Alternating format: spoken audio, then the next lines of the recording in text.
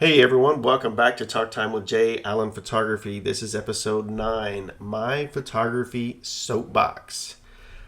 So this is the episode where I might lose people, where I might upset people, where I might rub people the wrong way, and that's not the intent.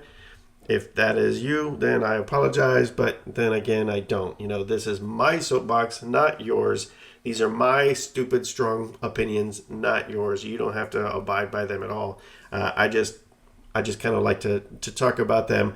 I will try to give you pros and cons for each, so that you can, again, take with it what you want. But again, these are my soapbox items for photography. So let's get rolling. The first one is presets. I think presets are the biggest waste of money that a photographer can spend money on. There is only one type of photographer that I think should be using presets, and that's the beginning photographer, the learning photographer. There are a lot of big YouTubers that sell presets, and you know why they sell presets? It's because it's money coming in. A lot of them don't use them. A lot of them push them and sell them. And again, that's a great way to make money because there are people that want to use these, but it's a big thing for photographers to put out presets. I don't use presets.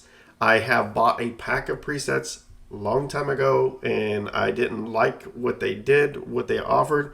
I just figured I'm just going to edit the way I want to edit. And so the beginning photographer, photography is so much more than just a camera. The photographer has to know how to edit. And if you're brand new to the computer, you're brand new to editing, this is where I think presets can help. And, they can kind of guide you in the way that you want to get your images to look. But I think that's what they should be used for, is as a guide and not just to slap a preset on it and call it a day. If you're doing that, you're not actually learning how to use your software. You're not learning how to move things and tweak things around. And, I just think you're not going to level up your game if you're only using presets for your editing process. I really think that they really should be used for newer photographers, not anybody that's been doing this for a while. And here's the thing. I do buy pre-made animation packets for like my YouTube videos. So again, I'm telling you don't use these because you should learn the software. But then again, I'm not learning like After Effects to create these animated graphics. And maybe I should, but I'm not going to. So that's where I'm like, take this as you will, because I'm going to contradict my own soapbox as I'm doing this. But presets, they are my number 1A hated photography thing. Number 2, and this is like right there, and I think it's, man, I don't even know how I swapped these. I probably shouldn't have swapped these. But number 2, trendy editing is trash. I cannot stand it. The dark and moody, the light and airy. Oh my gosh, it drives me nuts to see people with orange skin or people with their skin so overexposed that you can't see detail on it. It's horrible. And I think a lot of times people are using it as a crutch because they don't necessarily understand lighting. And so a way to get around that is light and airy or dark and moody. One thing is more than likely you're not using flash or any kind of off-camera lighting with an overexposed light and airy. And so that's why everything in the scene is blown out, because you don't necessarily, or you may not necessarily understand lighting. The other thing with trendy editing is, and I remember like back in the early 2010s, and I did it, there was like a desaturated look that was going around. And so a lot of photographers seem to like desaturate their photos. I did that. I look back now and I'm like, ugh, that looks horrible. Why would I do that? These cameras today put out so many good and beautiful colors that you are like so limiting what that camera can do and what your images look like when you crush your blacks and when you turn skin orange and when you overexpose the whites. It drives me nuts. This definitely should have been number one. It's not number two. Trendy editing. Here's the con, or here's the pro, I think, and I have a hard time with a pro for this, but if you're using these techniques right now, more than likely people are drawn to that and maybe you're getting business that way. So that's the con, or that's the pro. Maybe you're getting paid right now because of that trendy style. Fantastic. If that's what you want to continue to do it. My feeling is, and again, that's my opinion, but I feel like when these trends fade out and die and the next trends begin, if you jump onto those trends, you're going to look back and see these other trends, or your clients might look back and see these other trends and say, these images this looks nasty. This looks disgusting. And so that's really where I'm at. I noticed that there's a trend going on around right now with like wedding photographers, and they're doing like a purposefully blurred image, in their weddings, like the receptions and stuff like that, to kind of show some movement. And it's a trend. And these trends, they will go away. And so if you shoot for trends, your images aren't necessarily going to have that classic timeless feel. And that's really more where I like to have my work. I really try to go more towards the vibrant color, the timeless look. And so that's really where I'm at. Again, my opinion, but I think mine is done right. I just cannot stand crushed blacks and overexposed whites and orange skin. That's the one that really gets me. Like, people, your skin is not orange. And when you look at these images, a lot of times dark and moody, you're like, why do these people look like that? And it actually looks really bad if you're using it on dark skinned people, because now you're making them very orange. So trendy editing is trash. That's my number one, or that's my number two on this list, but it really should have been number one. Posing, number three, posing. I harp on this one all the time, and I just think it's probably one of the most untaught, underrated, unknown items of photography. You go to a photography class and you're not necessarily learning posing. Posing is something that you learn over time working as a photographer, but I think it is something that maybe should be taught. And it is critical, not just taught to models, but taught to photographers. And the problem is you don't necessarily, I understand maybe why it wouldn't be, because not every photographer is going to work with individuals or people. But there should be some type of like a class that you can take for it. But it is massive. Posing can make or break your work. And I really think that you need to take time to learn it. I really think you should take like a year to learn to pose. In those beginning years where you're learning your camera, once you kind of get to a point where you're fairly comfortable with your camera, start working with models or people who can pose, so that you can be more comfortable with your camera behind the camera, but you're able to watch and see how they're posing. That way, you're not struggling with the camera the whole time. You can kind of learn from watching. And I really think that there needs to be, let me go back. I think new photographers need to know that posing is just as important as learning your camera, especially if you're a portrait photographer. You have to know how to pose. I don't think there's a con to it. If there's a con to knowing how to pose people, then somebody please comment. But there, to me, is not a con with this one. It is extremely important, extremely critical. And again, it can really make or break a photo session. If the mom in the family photos is not happy with the way that she looks because she's not posed correctly, she is not flattered, with the way that you're posing her and you're shooting those photos, they're not going to buy from you again. They're not going to book you again. They're going to go to somebody else. And I just think that, it's extremely important. Editing in Lightroom. I don't use it. I never have used it. I think I've opened it up one time. I just didn't like the feel of it. I use Camera Raw, Bridge, and Photoshop. And this is, again, one of those where I contradict myself, but I don't need it. I guess there's some pros to it, that there's some better culling and batch processing to it, but for the workflow that I have, I don't need it. There's a lot of people that constantly ask me, how I do stuff in Lightroom, and I'm like, I don't use it. People wanted to see my workflow in Lightroom. They posted comments in my YouTube videos, and I'm like, sorry, I don't use it. I use Photoshop.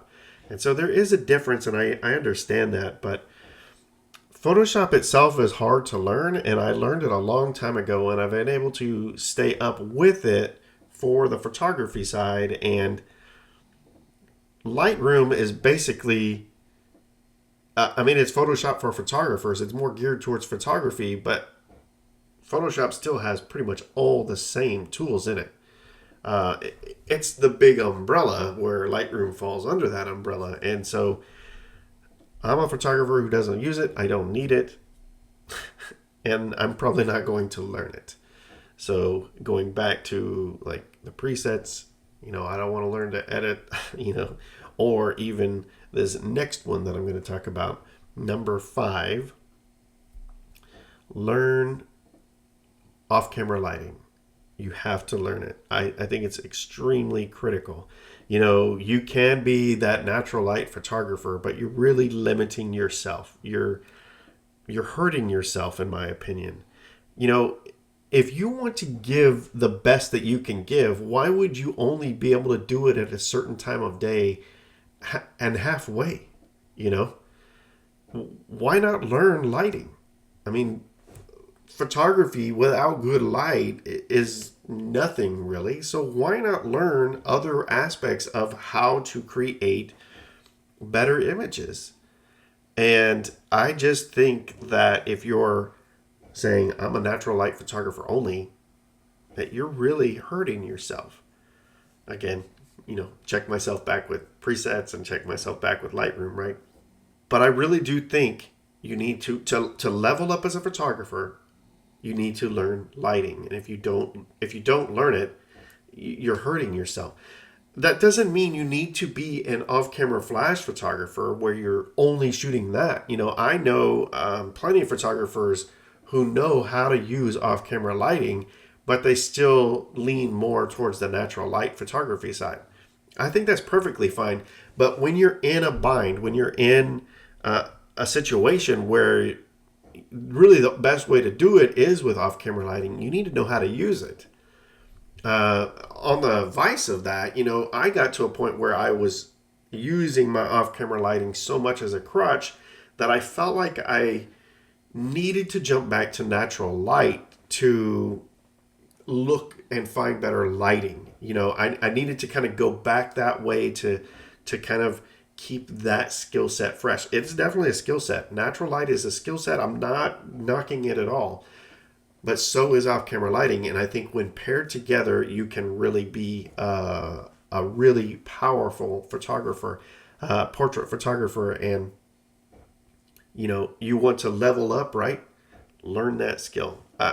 The biggest con, I think, to learning lighting, maybe 2, is the expense of it. And then if you're going to start doing it, lugging around all that gear. It is a lot. I'm not going to lie. It is a lot to lug around all that stuff. Every shoot I lug it around. But I think, again, the pros of knowing how to light, knowing how to use off-camera light very much outweigh the expense and lugging it around. We eventually outgrow our gear, right? So we have our camera, we have our kit lens, or we have our Nifty 50 or whatever, and we get to the point where we know it enough and we get better and we outgrow our gear. we can outgrow our knowledge. You can outgrow just using natural light. So again, you level up your gear, better equipment. Level up your knowledge and learn off-camera lighting. I think it's very, very critical. I don't think it's as important as posing, because you can definitely be a natural light photographer who can pose like anybody's business and have gorgeous work. But I think off-camera lighting is critical and key. It's not as necessary as knowing exposure, and it's not as necessary as knowing posing. Again, my opinions, but I'm sticking with them. I mentioned this recently in a video, shooting everything. And I'm not going to linger on this one too long, but you don't have to shoot everything. The biggest con to not is probably losing out some money. Just because you are a photographer doesn't mean you need to shoot weddings. Weddings can be stressful. I don't do them mainly because I two reasons. I don't enjoy them. They're not fun to me. It's event capture, and two, you're on your feet all day. I don't want to be on my feet all day. I want to do my 1 to 2 hour shoots and then go back and edit. I don't want to be standing around for 8 hours, 9 hours, and shooting photos of things that I don't really want to shoot. That's not fun to me. So you don't have to shoot everything. Pick certain things that you want to shoot. And like I specialize. I do shoot other things. I work more with high school students and dancers, but I do family sessions. I do maternity sessions. I just don't advertise them that much, but I do shoot them. So just because you're specializing doesn't mean you can't jump to something else. But I'm just saying you don't have to do the whole spectrum as a photographer. Narrow down what you want to shoot. I think it's less stress and it's more enjoyable. Those are the pros to it. Let's see here. Number 7, and this is the last one. And I think this is a really good one. But have a group of people, and maybe even photographers, but a group of people that you can collaborate with. I think this kind of helps keep the creative juices flowing rather than doing the same shoots all the time. Maybe you're a family photographer, right? And you're just constantly doing family shoots. That might get boring over time, and maybe you want to try something a little bit different. Having a group of people, photographers and models, that you can reach out to and say, hey, I want to do something different. I think that's a really good thing. And I think, again, that is a way that you can just kind of let the creativity flow, and it will keep you fresh. I think it can ward off burnout. I think it can ward off some of that contentment and complacency. But having people that you can work with on a regular basis that you're not necessarily getting paid to, but I say that if you're going out and you're learning something new, you're leveling up your game when you're shooting, you're getting paid in a different way. But I think it's extremely important to have that. What are the cons? The biggest con is you're not getting paid for your time. And I get that, especially if this is your sole income. I get it. You don't have time for that. But I think that you really should still make the time, because when you're stressing and you've got to get this gig and you've got to get this gig and you've got to get this gig, well, you've turned something that can be fun and something that more than likely, at least you were once passionate about it, into something stressful. And being able to creatively create without the stress of I've got to be able to put food on the table, right, or whatever it is, got to pay this bill. I think that can just make or bring back the fun of photography. And so that is my photography soapbox. Some bigger, some smaller. Again, some contradict each other, but these are my opinions. I'm sticking with them, and I think that some of these items really can be used as a crutch. We have to be careful with that. Presets, trendy editing, and lighting are those that are, like, to me, crutch worthy, right? You get to a point where that's all you're doing. You're not really learning the software by just throwing a preset on it, or you're limiting your work by just, doing dark and moody or light and airy or whatever it is, and you're sticking to that trend, or, you're not learning lighting, or you're using the same lighting all the time. It can be a crutch and it can limit your growth. And to me, that's the one thing I really want to express with this channel and with my YouTube work is it's important to grow as a photographer. Don't get stagnant. Don't do the same thing. Grow. Always try to level up those skills. And I think that's very, very important. Thanks so much for listening. Please come back next week. I've got a new guest with me next week. We're going to talk photography. She's kind of a newer photographer and someone I met a few years ago in a lighting class. She's absolutely fantastic. She's absolutely amazing. And it is a longer podcast. We just had a great conversation, so hopefully you'll stick through the whole thing. But until then, keep shooting.